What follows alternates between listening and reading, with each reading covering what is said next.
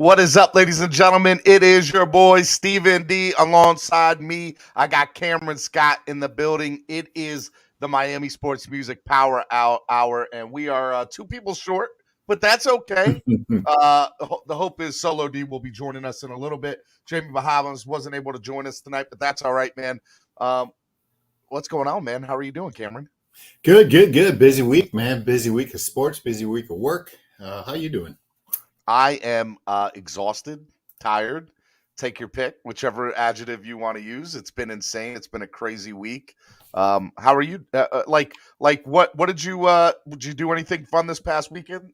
You have kids, so they weren't home. They weren't at school yesterday, right? My kids weren't. No. My wife and daughter. I had to work. My wife and daughter went to the beach as we live down here in Fort Lauderdale. Beautiful weather we're having right now. This is why we live here in South Florida. Not to rub it in there, Steve. Mm-hmm. Yep. Okay. All right. I see what you're doing there. That's all right. Yeah. Go ahead and rub it in. I want to remind you all to use the hashtags tonight on social media. Hashtag DWA, hashtag MSM Power Hour, hashtag MSM Podcast Network, and follow us on social media at MIA Sports Music on Twitter and at Miami Sports Music and all other social media. Don't forget to hit the like button and subscribe. All right, man. Let's kind of get into it, man. Let's talk. Let's get into this weekend. This weekend was we got a lot to talk about. We're going to talk about a whole bunch of different stuff, but where I first want to start out is NBA All-Star Weekend. Did you get a chance to watch Saturday night at all? I watched some bits and pieces. It was kind of, I don't know, didn't really pique my interest too much, honestly. The slam dunk contest didn't really have any marquee names in it that I wanted to see dunk. The dunks themselves were pretty, flat. I don't see how you can have a slam dunk contest and, contestants missing two or three, slam dunks and getting an opportunity to do it again. I don't know. You would never see Dominique or Michael Jordan or any of the past Harold Miner, missing dunks and then being able to come back and win the thing. So I don't know. It was kind of just an afterthought to me. It was, man. I looked at this weekend. I'm a big NBA fan, and so some of the things that I took away from this weekend is, number one, the three-point competition is so much more fun to watch than the slam dunk competition. Number two, they need to have marquee names in the NBA All-Star Saturday night slam dunk competition. I would have loved to seen Ja Morant. Some of these big names. The name I always hope to see every year, and it never happens, obviously, is LeBron. And I know he's at the end of his career and he doesn't have that flight anymore. But look, if it was ever going to happen, it would have been this past year. It was Cleveland. It was the weekend. It was him coming home, but it didn't happen, man. And Obi Toppin ended up taking home the trophy. And I don't even think he had the best dunk of the night. That's the other sad part about it.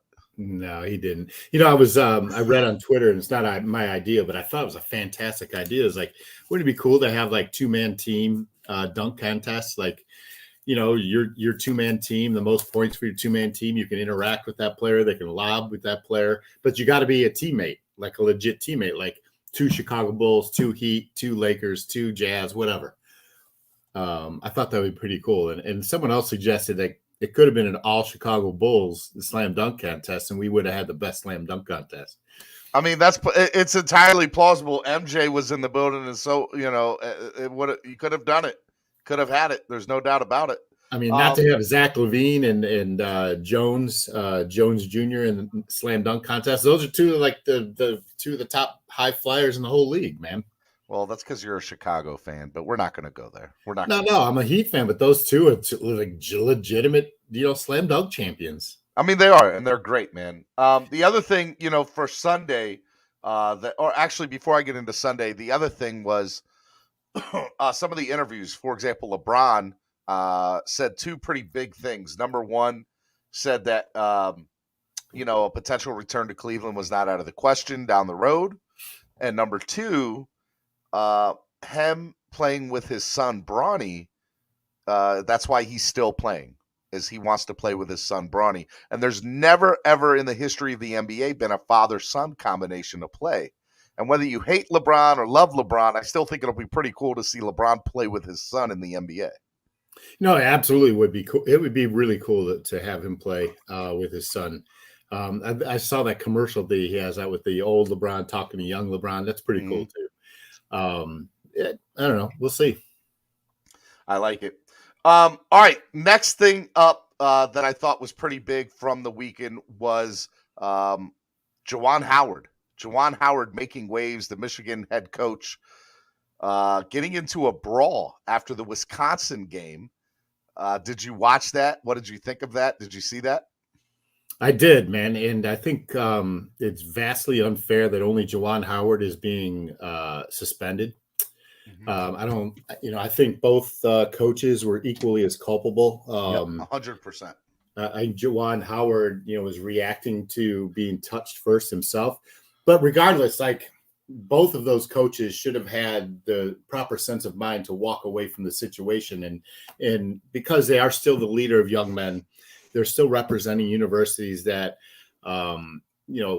not only the kids on the campus and everybody involved in that team, but all the alumni look up to, and they're supposed to be role models, for their university and representing university, both coaches. So listen, I think it was ugly, and but I also think it was unfair that Juwan Howard got singled out. He got singled out 100% in the whole thing, and it was he got the worst, the dirty end of the stick as far as the punishment goes. All right, hey, better late than never. And at this point, I should just expect the man's going to be 15 minutes late to everything. The Honorable Solo D's in the building. What's up, Solo? Homeboy, it's 8:08, and I was in backstage for 3 minutes. Don't put no 15 minutes. 3 minutes? Try more like 60 seconds, bro. Get out of here. Steve, stop lying to these people, man. You had to stop. I appreciate you're here. Thank you. Because listen, let me tell you why I'm late, all right? Because I think I got a good excuse, because I want to see if y'all know about my dog. Solo, who texted you today and said, hey, bro, let's make sure, no, I can't come. And then not even an hour later, hey, I'll be there. I'll be fine. I'll be on time. That's what you said. Putting all that out there? Look, I'm on here. I didn't say on time. I said I'd be there. Now, I would have been on time, all right? But listen, I was watching. I don't know if y'all got Disney Plus. Anybody got Disney Plus?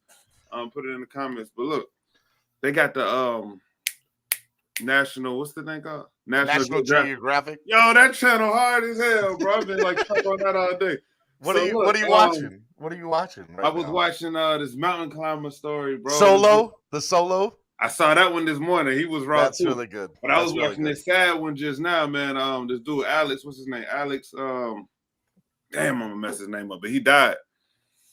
Right? Y'all don't know who I'm talking about? Alex Lowell. Go watch that one. Anyway, he died, right? But check this out. I've been on the Bel Air kick on Peacock for the last. I gotta get on that. I gotta get on that next. I keep hearing that. But I'm trying. Yeah, we watch like learning stuff with the kids and all that. You know what I mean? So I like it now. But man, the dude died, right? And his wife got with his best friend, like less than a year later, dog. Oh man. I think we need to discuss that, bro. Because I think that's G code. At least now, you gotta. Dude, no, it's time out. The man's dead. All right, so look, let me say this, because I wasn't going to go G-code angle with it, right? My only problem was this, because I kept watching. I actually just came in here because I realized it was at the 8. But peep game. At first, I was mad, right? I always thought it was, I was like, I told my wife joking. I'm kind of joking, like, don't talk to nobody if I die. You know what I'm saying? All right, but realistically, that's come back from the dead and Solo, man. The second I die, they're gonna be lined up at my damn door. Ain't nothing I can do about it. Hey, no, but look. So I kind of looked like he ended up raising the man's kids and all that. So I was kind of like, hey, you know what, bro? He kind of, in a way, he looked out for him. You know what I'm saying? Like he made sure his kids had a father figure. And his wife wasn't completely lonely. You know what I'm saying? You know, feel about that, though? Back in the day, it was customary. Okay, so there's a really good show on HBO called Deadwood. It's probably 15 years old now.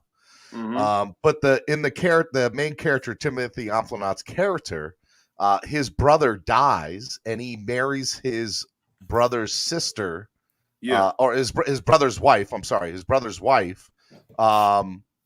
And that was customary back in the day. So that's something that was customary back in the day. So it's like it's not nothing. You got the kids in there. Yeah, Batman. Look, my wife always get mad when I post him when he only got his underwear on. Now he coming in when we on live. But yeah, I don't know. That's crazy. Like Cameron, what about you? Do you think that it's Like, how do you feel? People got to live, bro. That's Like, what I said. man's dead. Like, I understand the whole respect of it. You know, G code once you're dead. I mean, How long she need to wait though, Cam? How long she got to cry for some kind of period of time, bro? They got married a year later. Listen, all right, so how long was it before he got in there? That's what I'm trying to figure out. I think They there's saying all that documentary. Hey, listen, that's a loaded I hope she's watching. I hope she's watching. Who? His My wife? Your wife. Man, she's got guys on speed dial. I'm sure of it. Oh. Yeah, look, we can all be replaced in a minute, just so we're all aware. Play solo, goddamn. You better wait at least 3 years. You understand? 3 years? I'm hoping 3 weeks. The steam ain't come off my body yet, man. This shit's happening. That's what I'm saying. She's gonna be at your funeral with some new this on was her arm. right because it was his friend, so it made sense. But she was up on the podium with him at the funeral. I'm like, damn, hold on, bro. Like, you know, life insurance to make you think. All right, I don't know if she off the hook yet. We might need to look into that. Y'all see how we got I always say to my wife, I'm worth more dead than alive. She's like, no, you're not. No, you're not. I'm like, okay. Shit, me. She must don't know what policy you got. Hey man, change the stuff. Let's talk about sports, man. But that's why I was late. My bad. But shout out to Disney Plus though. Hey, going back to the NBA, Steven. You know, I know we were talking about Juwan Howard, but talk about Sunday, man, because you know, besides the game and what Steph Curry did, what was just really ridiculous. The coolest part of Sunday was the halftime show. So I had a big. Oh, I can't believe I'm saying this with Solo here. You about to say you bet? No. I planned this. So this morning I made an announcement. Come on, it feels good. Get it out. No, it doesn't feel good. Because I was lurking around the comment box when you did this. Okay. Michael Jordan. What? Is better than LeBron James. Say it again. To the mountain, sir. Michael Jordan is better than LeBron James. And I have been a LeBron advocate till the day that I die. But what I thought was interesting was that the game was in Cleveland, LeBron's hometown. Mm-hmm. And MJ's got a standing ovation. Like it was 10 the times only one. The only one. And nobody else did. Not even LeBron in Cleveland. Yeah. And it just made me think like, okay, there's something to that. Like there's something to be said of that. Because Cleveland don't hate LeBron anymore. Like there's something to be said of that. They still love him. So you're just realizing this today? Yes, I am. I'm just having this epiphany today. I didn't know. I knew you were a big LeBron fan. But what I will say when it's all said and done is LeBron will hold. Like he's gonna hold. He already did it. He just broke the scoring title last week, right? Oh well, no, he hasn't. No, he's still. Who's number one? Kareem is Kareem number one. He doesn't have Kareem yet. He just broke that. You don't have them rings. It don't mean a thing.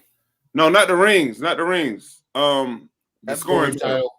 All-time leading scorers. It's Kareem. Kareem has.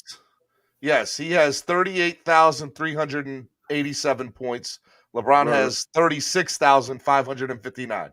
So he needs. He needs. Like in the 40s. What are you looking at? I'm looking at NBA.com. All-time scoring leaders. Dang. Okay. Can't LeBron this week. Well, I mean, he passed Kobe earlier last year, I think, or 2 years ago, maybe. So look, LeBron's got two good years left.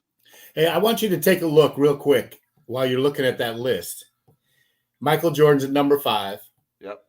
Wilt Chamberlain is at number 7. Correct. Look at how many the games that they've played, and look how many games LeBron's played or Kareem's played.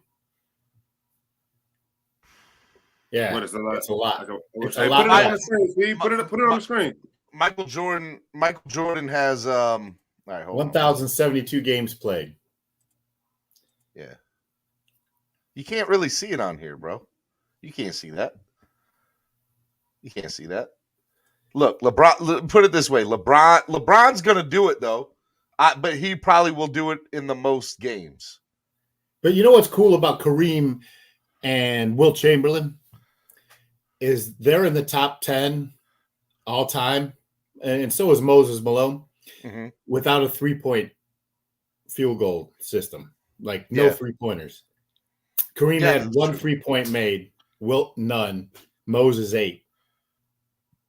Solo, where did you go? Okay. But that's insane. And here's another stat. Like, people wonder why Dennis Rodman was up there. Dennis Rodman is a freak. Dennis Rodman is legit top 50 player of all time. You got to remember from his times in Detroit, right? He was with the Bad Boys, and then he won the championships with the Bulls. Yeah. And did he win one more with the after Lakers? Chicago? With the Lakers?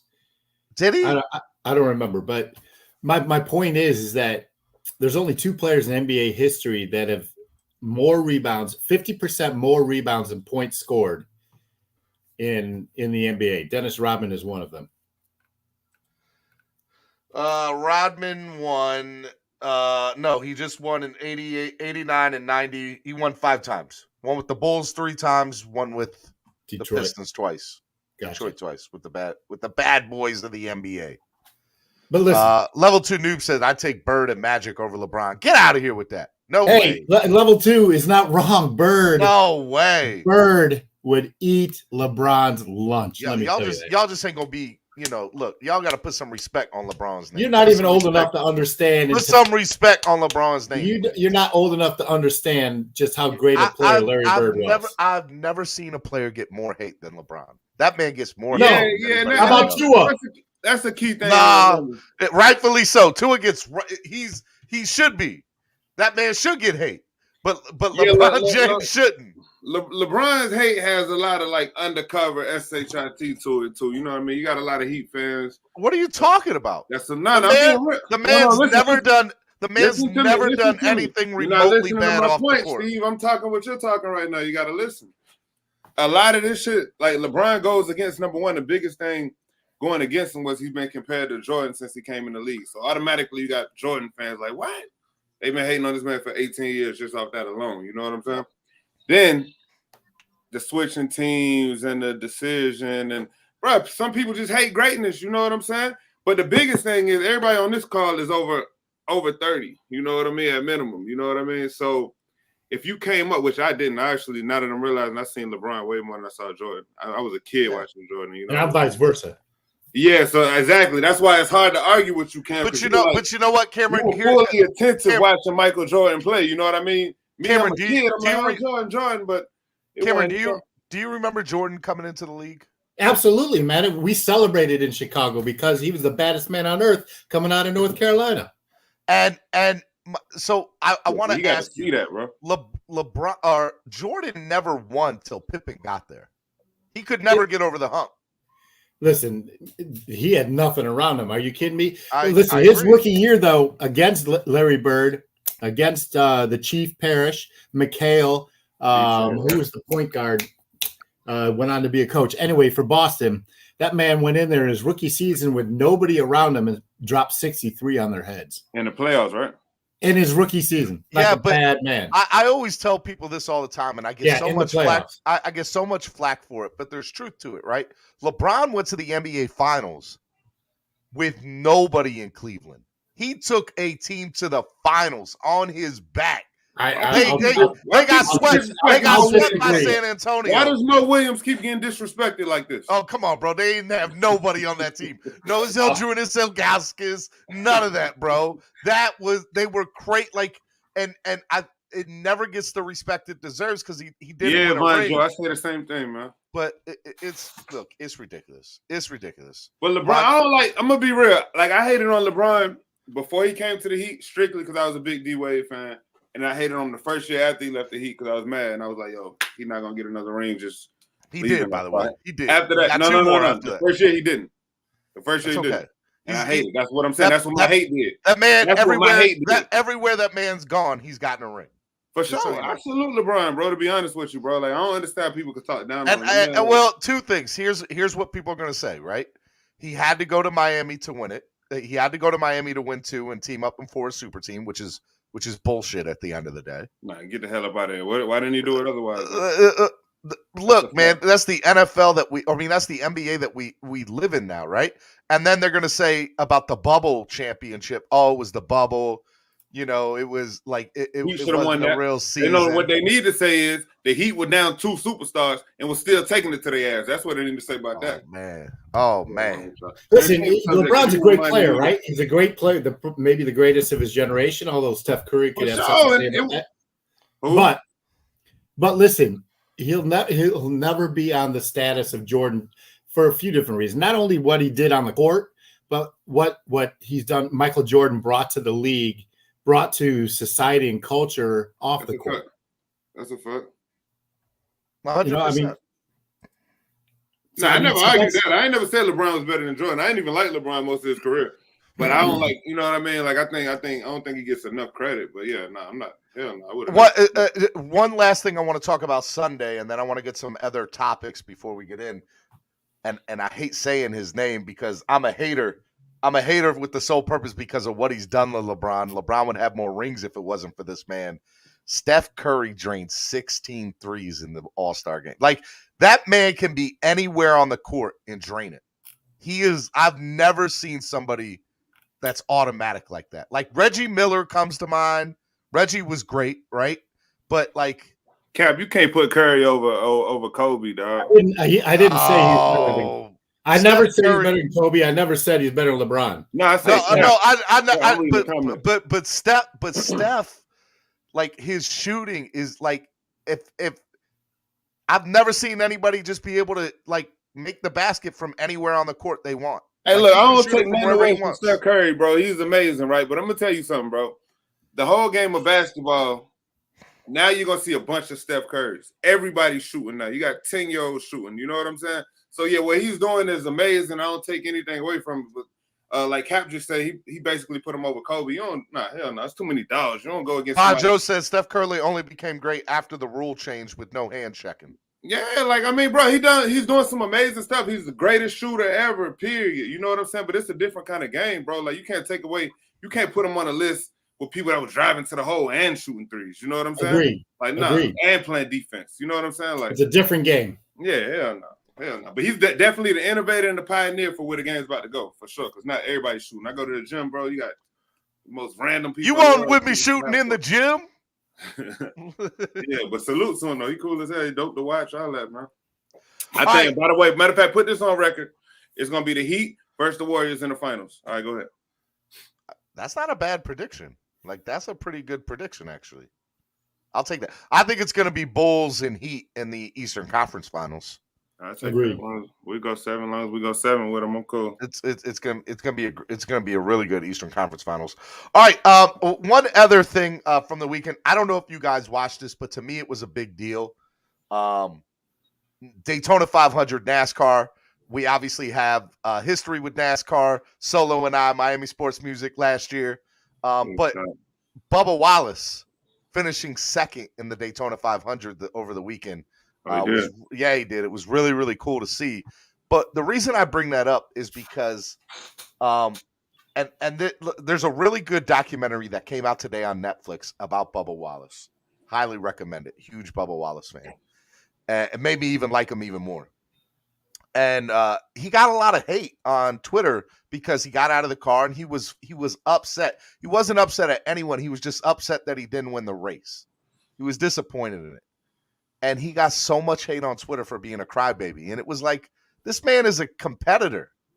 Like, he's really, really good. And again, he's the lone black driver in a predominantly all-white sport. And is he still the only one? He's the only black NASCAR driver that I'm aware of. Right now. Who's Mayweather's driver? Not sure, but I know that Bubba's the only black NASCAR driver. But I think it's funny though that he gets, this. He was acting like a baby. He was not, man. It's ridiculous. What do you guys think about that? I mean, I know you guys didn't probably watch the race or anything, but just your standpoint of him getting that label because he's the black NASCAR driver. You want me to? I didn't see it, nor do I care. Let me put that out there first. But since we're going to talk about it, I don't know. You talking about Twitter, bro? Like everybody on the internet talk tough. You know what I mean? That's what people go on the internet for, is to talk shit. So it just come with the territory. He's at the top of his sport. He has some controversy behind him. It's just gonna come with people talking shit. I don't know what he did though, so I really can't speak on it. Like, what was he? Was he really crying? No, man, he was pissed off that he lost the race, and it was by a small margin. Like, I'll say this.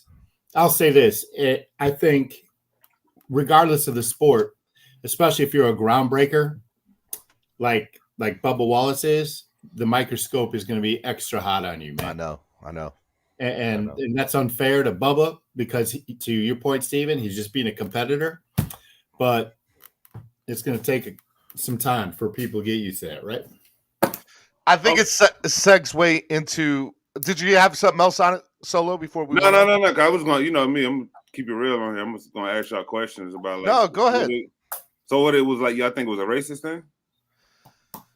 I think. I mean, look here's. I really highly recommend. It's called Race. It's a great documentary. It's a 6 episode miniseries on Netflix. You should watch it. Put it on your watch list. Mm-hmm. But I think you have to realize. He is in a sport that has been all white. There's only been 4 black NASCAR drivers in the history of NASCAR. Mm-hmm. And only 2 of them have ever won a NASCAR race. All right? And Bubba won one last year in a rain-shortened race.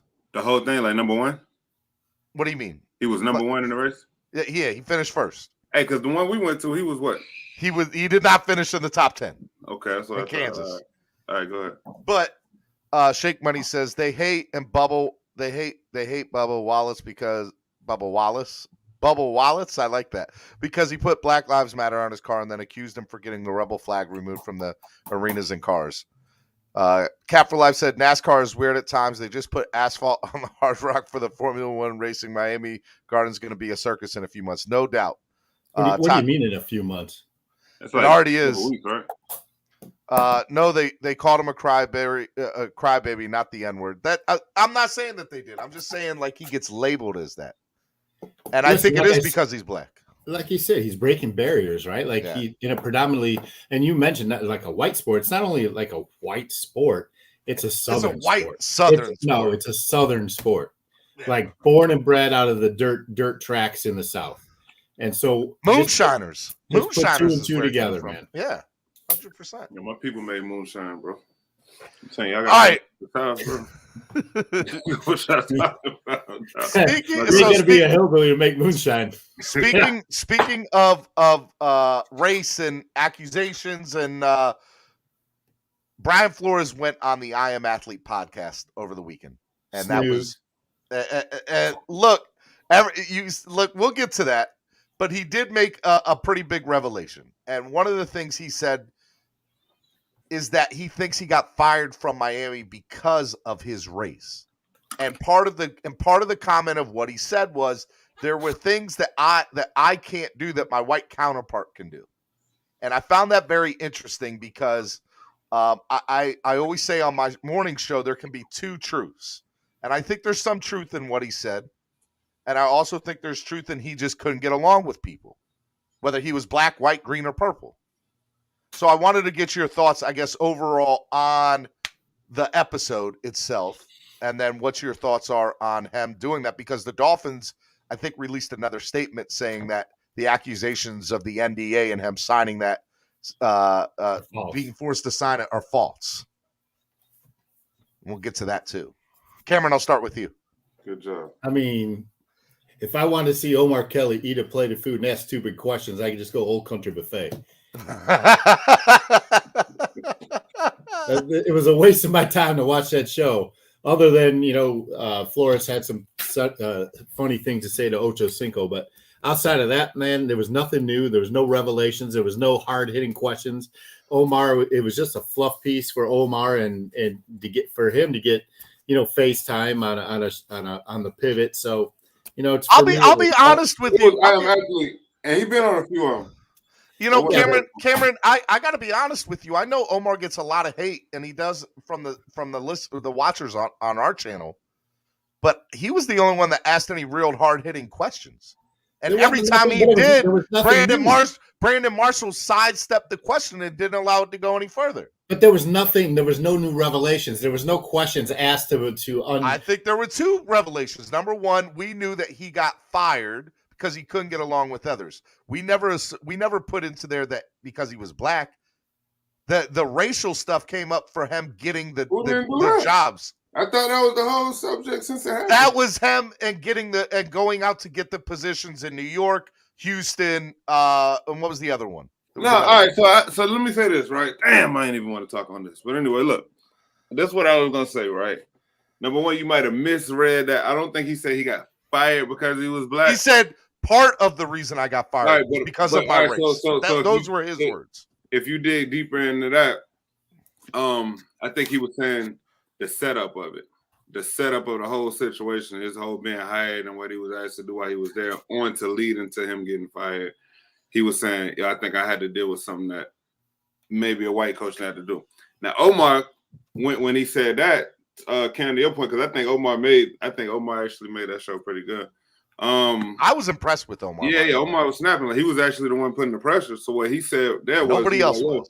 He said tanking is an NFL and NBA thing. You know what I'm saying? Like, it's like, hey, bro, like when the team has decided that they want to go get a number one pick, like tank is known. You know what I mean? So basically, it's like, yo, Flores, it's nothing new. It's nothing new in the right. Which for me as a fan, that sucks. You know what I'm saying? Because you want to. It's like when you find out wrestling was fake.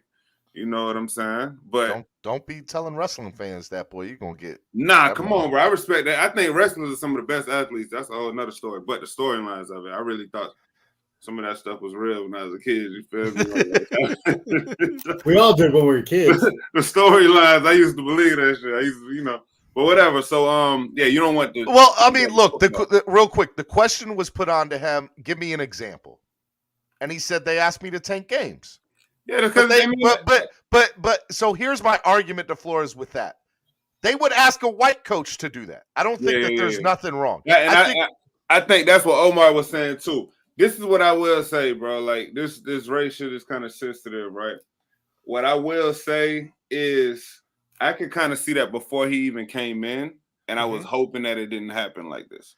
Because even though I don't believe in tanking, I'm like, all right, bro, if that's what they're trying to do, and that's what it started looking real Cincinnati obvious. did it, and look where Cincinnati was. So 2019, it started looking pretty obvious. If y'all heard my music, you could tell that's what was happening with me. I'm like, it was really happening in front of me. I didn't want to believe that shit. I'm on record talking about on a few songs saying we're not tanking for tour.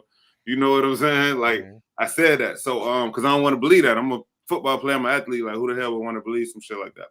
So, but I did realize, I'm like, damn, bro, so what is he like? They setting him up to be the foul man. You know what I mean? And I was like, yo, they want this man to look bad and then kick him out and get somebody else in here. You know what I mean? So on that part of it, I think it's some truth to that. You know what I'm saying? Because look, 3 years and he's gone. You know what I mean? Right after 2 winning seasons, and then, you know what I mean, ended how he ended. Like, yeah, he had a lot of coaching flaws. But bro, like, that's part of being a first-time head coach. You know what I mean? But let me say this, because I want to make sure I finish what I'm trying to say. I don't like a lot of the climate of where a lot of race shit goes. You know what I'm saying? I don't think it was all race-based, because end of the day, bro, you still gotta say, oh, you got a black GM, you got a black coach. You know what I mean? Like, where was the racism there? He still had the opportunity, but I definitely think he has a lot of shit stacked against him, because, you know what I mean? You can get an opportunity, but you can get a lot of shit stacked up against you that could set you up to fail, and I think that's what he was dealing with for sure. I'm going to let Cameron go here in a second. I think two things can be true, right? I one of the things, Tamika, my wife and I, she brought up a really good point. She's like, Steven, there are things that I can say in my corporate job that I'm going to get looked at as an angry black woman if I say it. But if my white counterpart says it, they're just being constructive. They're just and from a corporate standpoint, she gave me, like, she broke it down for me, and I was like, well, I guess that makes sense. I've never encountered that as a white man, but at the same time, I can understand, Flores walking into the building and trying to have this authoritative figure, as he should. As he should. Nobody, and I'm not saying that, right? I'm saying that there is truth in that, but there's also truth that he couldn't get along with other people. You had 4 offensive coordinators in 3 years. So look, there's something to be said of that. Steve, this is normally how we talk one-on-one, but you know I'm gonna talk if I gotta talk, goddamn. Now listen, picture this. Take what Tamika just told you, right? And apply that to the NFL. So if McDaniel, which he looks like he's super cool, first of all, he looks super high. He coming from Cali. Like, I think he's smoking before every interview, you know what I'm saying? Let's start there. But he looks super cool, but he's not coming off like he's gonna be somebody aggressive. But look at somebody like, I think John Gruden is like super aggressive, right? Yes. But he's looked at as a leader. He's looked at as Rex Ryan. Yep. Super aggressive, right? Yep. Give me some more. Let's start right there just so we keep it cool. Those are 2 great. Bill Parcells, a lot of those, they control their team, right? Yeah. Alpha male type of people, right? 100%. Okay. So they don't have a pressure, hey, bro, you better chill out. You understand? Flores seems like he had this, hey, bro, you're doing too much. Why is he doing too much? He's trying to get the same kind of authority and respect. So let me ask you this. So does Mike Tomlin get that same beef? He's an alpha male. So and he got Super Bowls. That's what I'm saying. He has a Super Bowl. A hell of a situation. And that's what Omar said in the show. He's like, there's a difference between Brian Flores stepping into the Miami Dolphins head coaching job and Mike Tomlin stepping into the Pittsburgh Steelers, who have only had 3 head coaches in the last 35, 40 years. There's a big difference. Totally 2 different organizations. And there's something to be said of that. And that's what I'm saying. I'm keeping this to Flores. This ain't about black. I don't even like talking all that shit, to be honest with y'all. But if you look at what he stepped into and the pressures that he had, that's where the shit looks super unfair. You understand what I'm saying? Yeah. Because like, come on, everything was stacked against him that first year. So even when people start bringing up his record, oh, this is record in 3 years. Bro, y'all really gonna hold 2019 against him? Like, come on, I'm not. That's what I'm saying. Like, no, but you know what I will hold against him? Like, so he won 7 games in a row, right? He also lost 7 games in a row. All right, that's growing pains, right? Growing pains. How do you get good, bro? But it's decisions he made to put his team in a position to lose. Sure, but he's a rookie head coach. Like, he's a 3rd-year head coach. No, so Cameron's talking about the 3rd year. Solo's still on his rookie year. No. I'm agreeing with the 3rd year too. But bro, he's rebuilding a program in 3 years. You got a pressure of, even right now, bro. Like McDaniel, you see everybody was laughing when I posted, yo, your 3-year clock starts right now. No, look, this ain't even just about Flores. We literally been firing and hiring coaches every 3 years for like the last 10 years now. And so you got to start looking at the top, right? Yeah. So 2 things. Number 1, from the get-go, whether you wanted to tank or you wanted to be, like Flores said in the interview, he said, "Look, I respect the game too much. I'm not going to do that," right? And so if you look at it from that standpoint, you have to be like, "Hey, look, what is it that he?" In the interview process, which I was so mad that Brandon Marshall sidestepped the question when Omar asked it, he said, hey, in the interview process, they would have talked about this. And you can see he wanted to answer it, and Brandon Marshall stopped it. Yeah. And I was so upset about it. Do you think that conversation, Cam, happened in the interview process? It's hard to say, man. It's all, like we're not privy to those conversations. So all we're doing up here is speculating, right? Exactly. Yeah. All I can tell you is if you're a business owner and we as fans, we have a right to question the business owner in this case, right? Because we're season ticket holders, we're fans, we go to the game, we tune in, we buy the merch, we're bought into this team, right? I mean, so much so that I'm on a podcast at 8 p.m. on a Tuesday night talking about this shit, right? Like we're bought in. My point is we have an opportunity to question this owner because over the past 20 some odd years that he's been the owner of this team, to Solo's point, it's every 3 years, a new start, right? So do we all think that Flores probably, if let me ask you this, if he had won that last game against Tennessee, or if he had won one more game and he was in the playoffs, is he still our head coach? 100%. No doubt in my mind. So let me stop you there. And I agree. So Ross's plan is to get the playoffs every year, regardless of 2019, 20, 21, whatever. His intention is to bring a Super Bowl to the Miami Dolphins, right? Correct. If he is not happy with the direction of this team and that timeline he has in his mind, as a business owner, he has every right to do what he feels best in his own interest. Yeah, but he's not making the correct decisions. Real quick, I got somebody in the back room who wants to come on and talk on this subject. TD Finstock. Come on, What's up, TD. Nah, they the camera on TV. Well, I'm trying. I can't look at y'all. I'm driving, so I'm just tuning in and No texting just and speaking. Just speak and drive straight, bro. They didn't have this conversation. They didn't have this conversation up front, bro. That's clear. They thought that it was going to be good enough to just erase all the talent on the roster and shut down all the best players on IR. They thought that would be good enough, and Flores still got victims out of it. And I want you to go back to that year. Didn't they trade all the best players, and then the ones that were left that were young or exit all of them? Then they shut everybody down on IR. They shut almost everybody down on IR. We had like 11 starters on IR that year, and everybody else was traded before the season. They didn't have that conversation. They thought that would be good enough to secure the number 1 seed. And when Flores started winning the games at the end, they were like, who the heck is Nick Needham? Who the heck is, Tankerson and whoever all those guys he had playing halfway decent, bro. Right. So He had one of his most productive years, shockingly.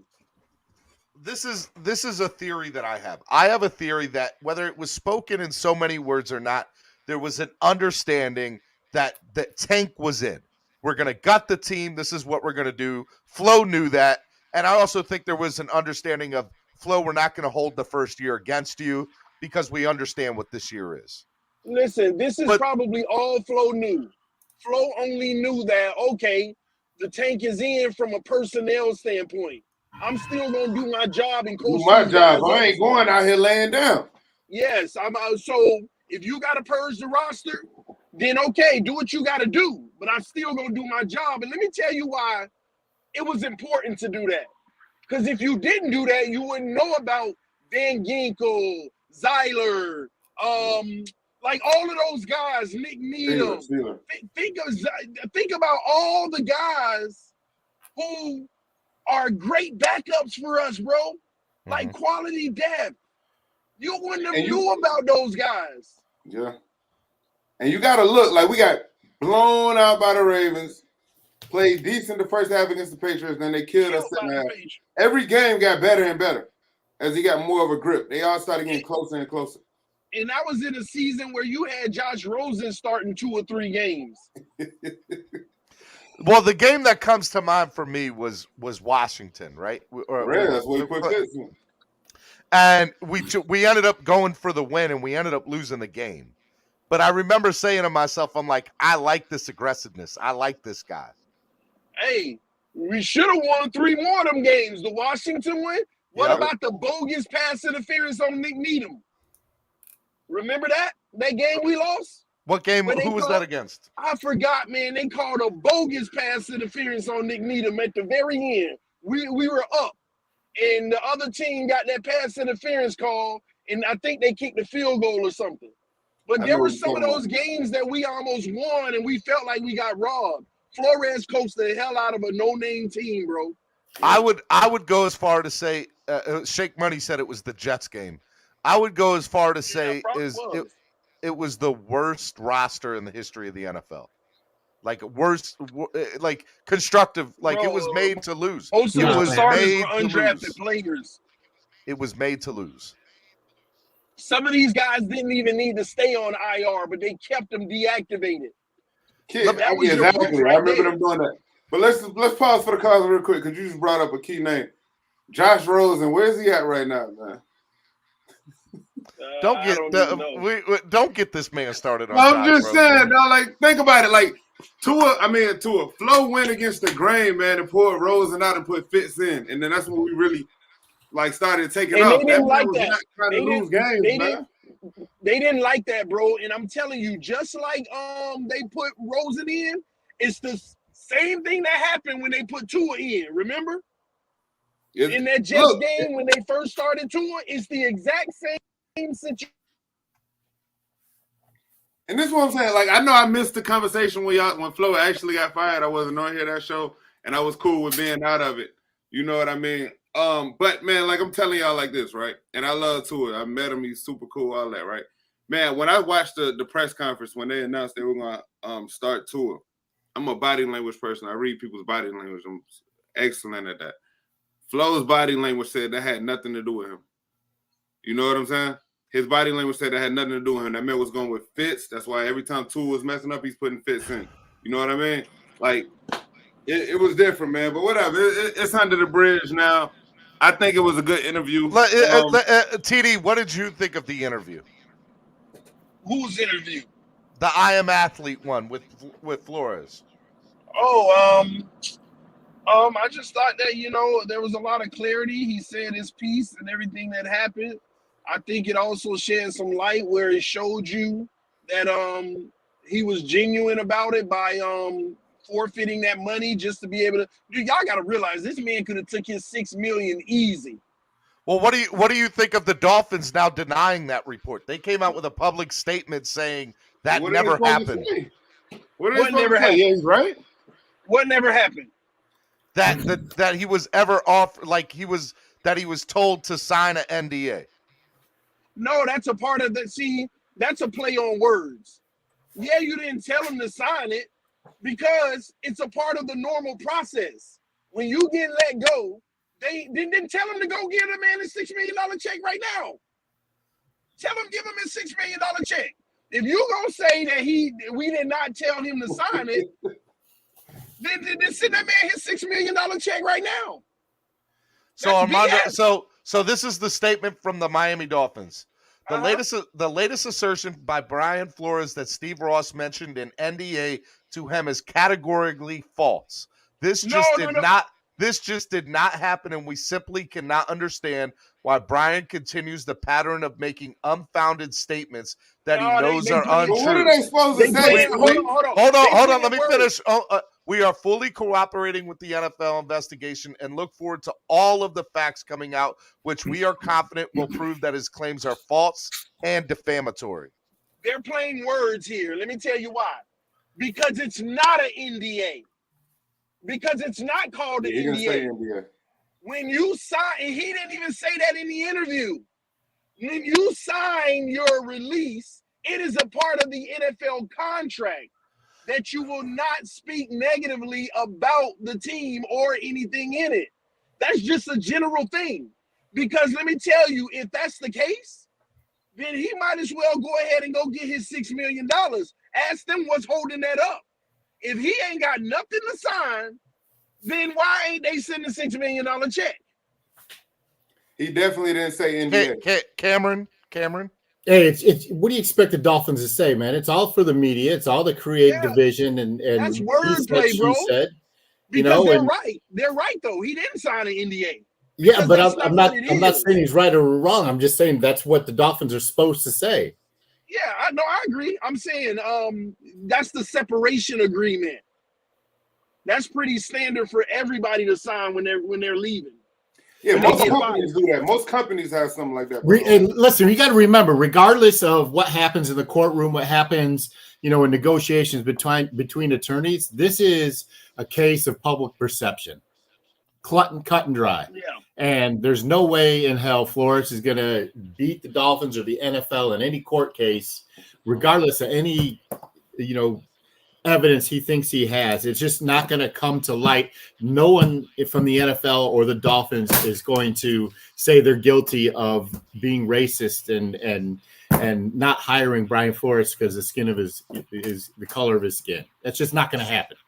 See, I can't stand these play on words with them though, because here's what's going to happen. They release a statement like that. All the people who don't like Flores anyway going to be online. See, he lying. But why don't a reporter go back to the Dolphins and say, what would be keeping him from getting his $6 million? What would he need to do to get his real $6 quick, million he said guaranteed? He did say NDA in an interview with Brian Gumbel on HBO Sports. He did say that. And you mean the report that happened today, right? Yes. And basically, you know what? They're still playing on words, bro. Because, in other words, is that not what it really is? That's it.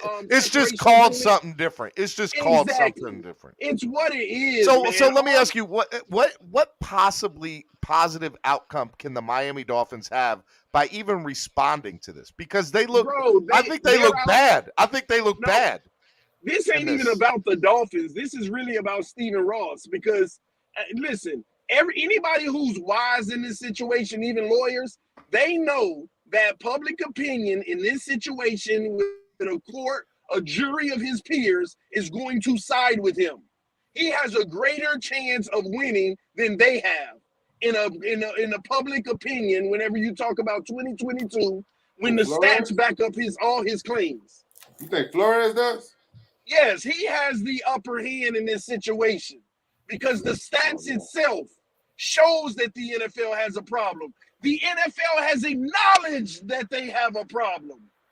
Cameron, you're shaking. Acknowledged it. Cameron, you're shaking your head. No, you don't agree? I think TD's right in the sense that it is, and it's just like I just said, it's a court of public perception, right? But there's no way when it comes down to brass tacks in a courtroom, if it ever gets that, he's going to come out with a guilty verdict against. No, you're talking about a judge ruling. We're talking about on the top of that lawsuit, we want a trial by jury. So the jury decides. The jury will decide. And when it's a civil matter, the jury, like, man, y'all, every owner makes $240 million a year. Man, screw y'all. Get that man his $50 million.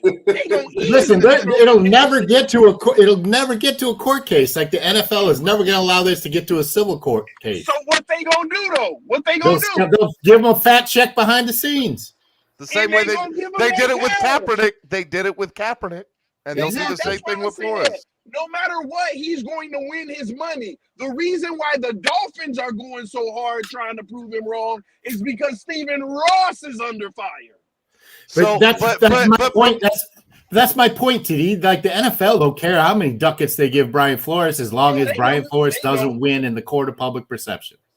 The Dolphins don't want this to happen though, because if he gets paid, then it's almost like an admission that Ross did something wrong.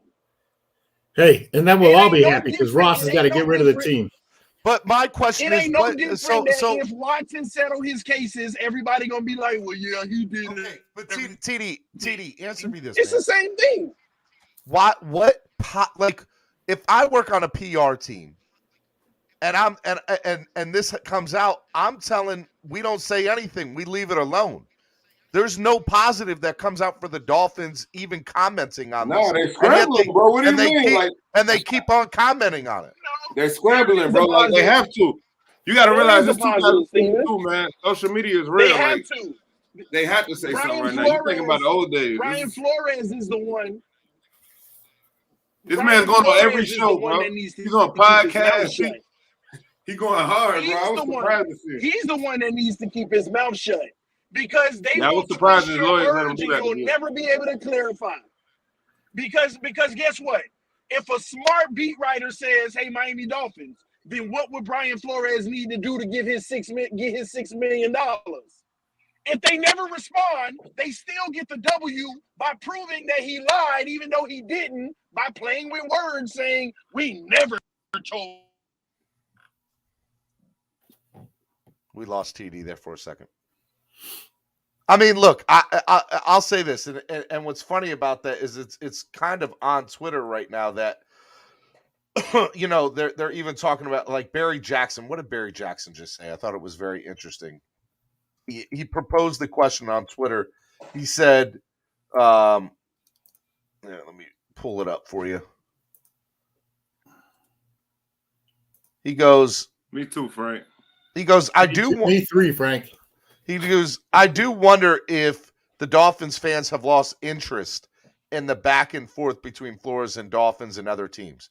My sense is fans prefer to hear about the future personal stuff, free agency draft. If I'm wrong, tell me." I mean, right. Look, yeah, but it goes, you know, one of the other things that I thought was really interesting from the conversation on I Am Athlete is Chad Ochocinco, Chad Johnson, and Brandon Marshall made it a point to bring up that the Dolphins are just a bad they were making fun of the Dolphins. They're a bad organization. And there's something to be said of that. It's frustrating as a fan. Snorting cocaine, bro, in his office. How about Bullygate? Huh? How about Bullygate? No. By the way, Cap for Life asked the question a little bit ago. He said, "Is this bigger than Bullygate?" I think if it comes down to where Ross is made to sell the team, then yes. Nah, I mean, I think either way, because racist is like a sensitive ass subject in this country. You know what I mean? But yeah, look how we have choices to pick from. You know what I'm saying? Like, it's something every year.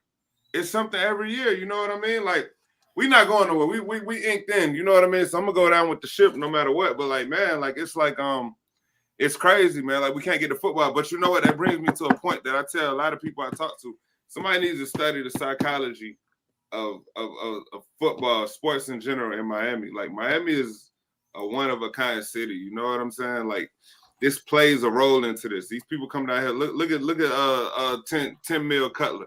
You know what I'm saying? Cutler knew he was coming down here to get a retirement check and going about his business. You know what I mean? Like, you got no state taxes. You got hot. Like, no matter whether they win or lose, bro. Adam Gase gave that man $10 million to pretty much just to do. That was his homeboy. You know, like, he looked out, bro. Come get this 10 mil real quick. Like, it's Miami. Come buy a house down here. You want to retire here? You want to bring the family? Like, bro, it's kind of hard to get people. That's one thing I've respected about Flo, because I watched this, bro. Like, your coach has to be able to control and command respect of these players, bro. When you play in Miami, it's different from any other city across the NFL or anywhere. You know what I'm saying? Yeah, but Miami consistently makes the wrong decision time after time after time after time.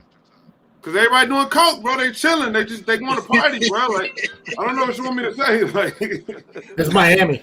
Like, they don't care about football, bro. Like, when are y'all gonna realize this, bro? They having fun. They getting money. Everybody's millionaires. You know well, I don't see the difference between the 70s and 80s and now in that standpoint. Well, coke was more legal back then. I hope Mike McDaniel can stay focused. I hope Mike McDaniel can stay focused. I hope he don't get into drinking and stuff, since it is the party life in Miami. I hope he don't fall into that type of stuff.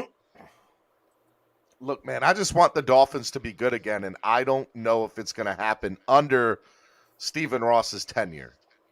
Am I wrong? Because, you know, I try to be positive and talk about the team, but we are literally doing the same thing that we've done the last 7 head coaches.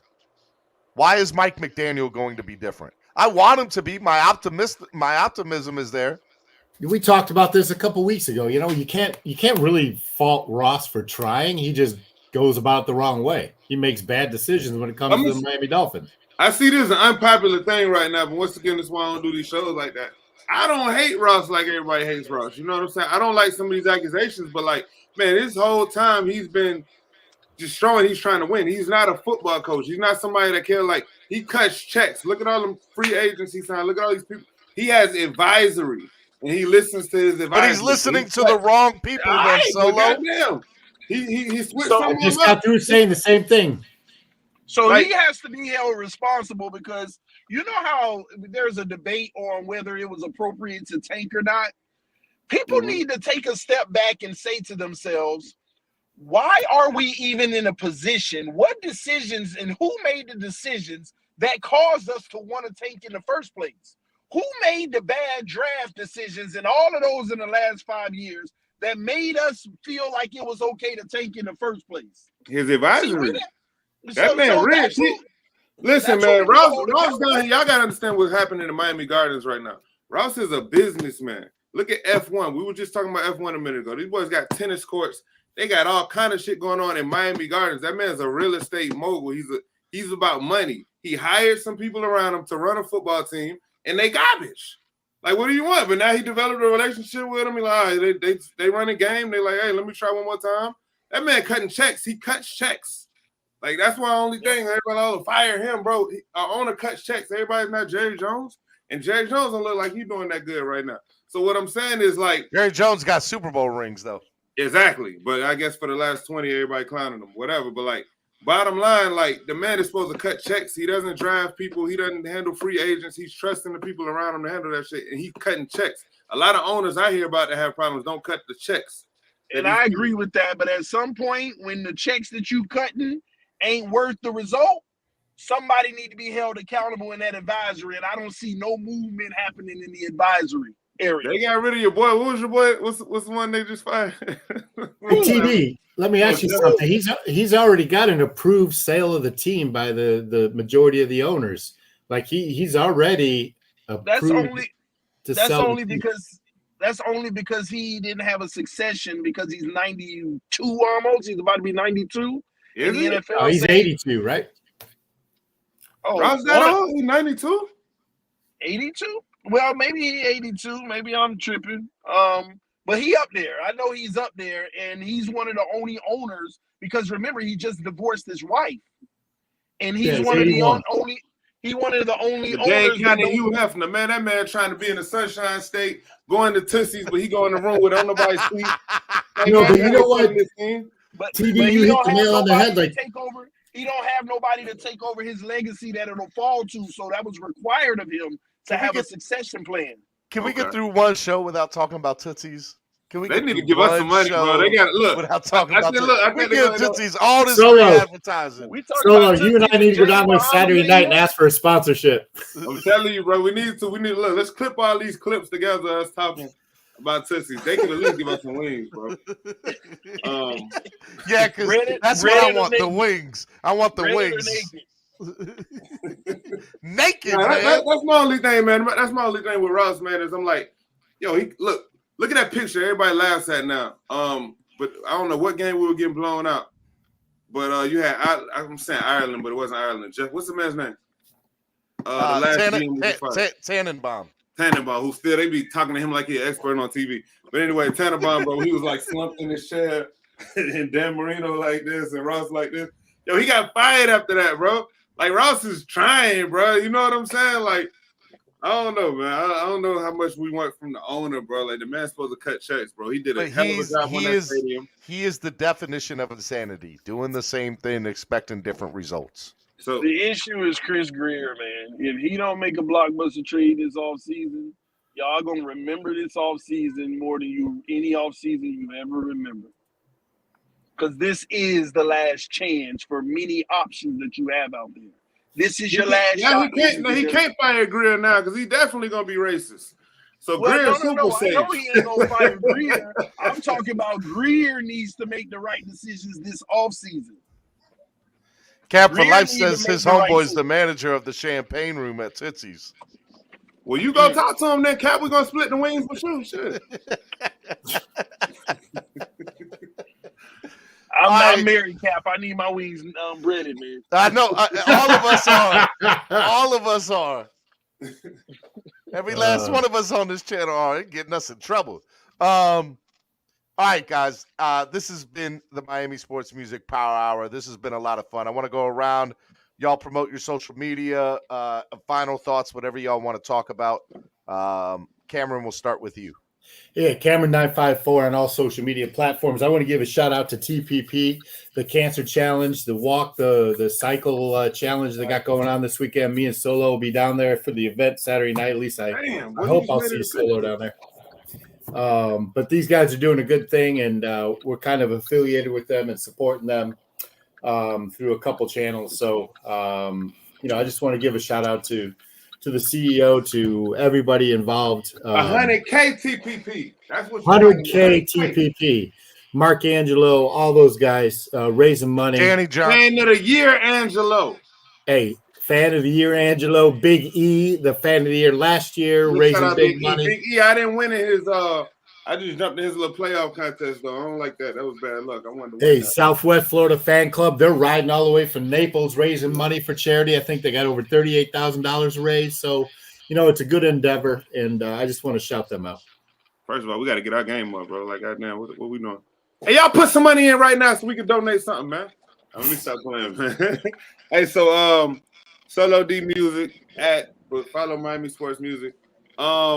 Big shout out to everybody. Cam just shouted out. We love all of them. Y'all know what it is. DWA. I hate all the arguing that goes on in this fan base because at the end of the day, man, if you're arguing about the Dolphins, that just makes you a passionate fan. You've been going through the same pain, but we got to cut some of this out, man. Like, end of the day, we all just want to see these boys win a ring so we can go celebrate how the Rams fans were just celebrating and all that. You know what I mean? So, like, man, like, end of the day, let's keep this cool, but just keep in mind, yo, we're all, like, on the same level trying to get to the same thing.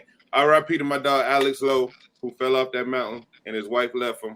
I looked up his last name. It was Alex Lowe. Y'all go watch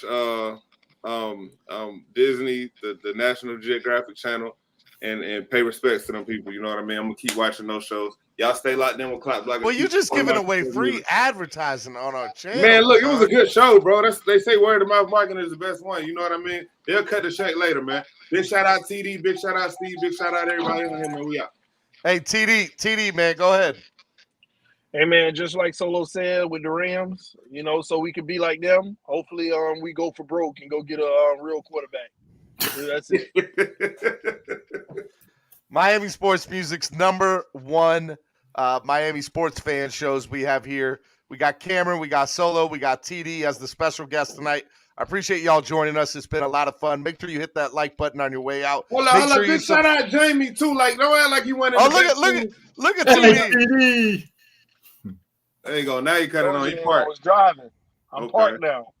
Okay. Looks like he's in the back of the limo. Nah, it's dark, man. I'm in the car. Yeah, I was gonna say that little ass light wasn't gonna work no way, TD. I know. Don't cut it out. All I see is teeth. I just see those white teeth. That's it. That's all I see. Oh yeah, man. Oh yeah. All right. Good night, everybody. Peace Y'all be out. good. Peace out.